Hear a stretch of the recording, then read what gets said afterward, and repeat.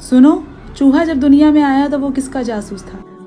चूहा जब दुनिया में आया तो ये इब्लीस का जासूस था और इब्लीस ने इसे कहा था कि जाओ लोगों के घर में जाके चेक करो कि लोग सफाई रखते हैं या नहीं। अगर तो वहां पर लोगों के घरों में सफाई नहीं है तो वहां पर अपने कदम जमा लो। यानी कि जो चूहा है जब लोगों घरों में आता है तो वो सबसे पहले लोगों को नोट करता है और उस घर को नोट करता है कि उस घर में कितनी सफाई है। अगर तो उस घर में सफाई नहीं होती तो वहां पर वो अपने कदमों को जमा लेता है और ब्रीड करना स्टार्ट कर देता है।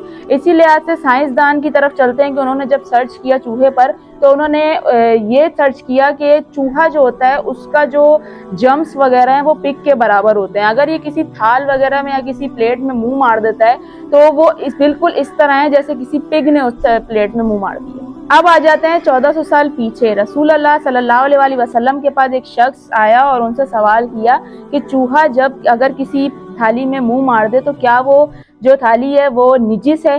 तो रसूल अल्लाह ने कहा हाँ बिल्कुल वो निजिस है। तो उस शख्स ने दोबारा सवाल किया तो हम उसको कैसे पाक कर सकते हैं? तो रसूल अल्लाह ने कहा कि 3 बार गीली मिट्टी से उस बर्तन को पाक किया जाए और फिर कलमा पढ़कर उसको अगेन से जो है ना वो वॉश कर लिया जाए और पाक कर दिया जाए। तो इस तरह जो है वो जो बर्तन की जो निजासत है वो सारी जो है वो पाक हो जाएगी। तो ये है कि आप लोगों को जैसे कि पता है कि रात का टाइम जब होता है तो गलियों से और कहाँ से चूहे निकल के लोगों के घरों की तरफ आते हैं।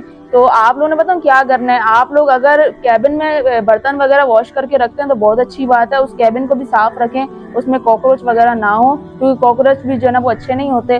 लेकिन अगर किसी ने बास्केट वगैरह में जो है वो बर्तन धोकर रखते हैं बास्केट में, तो बास्केट ऐसी जगह पे रखें जहाँ चूहे की पहुंच ना हो सके और दूसरा उस बास्केट के ऊपर कपड़ा ढक कर रखें।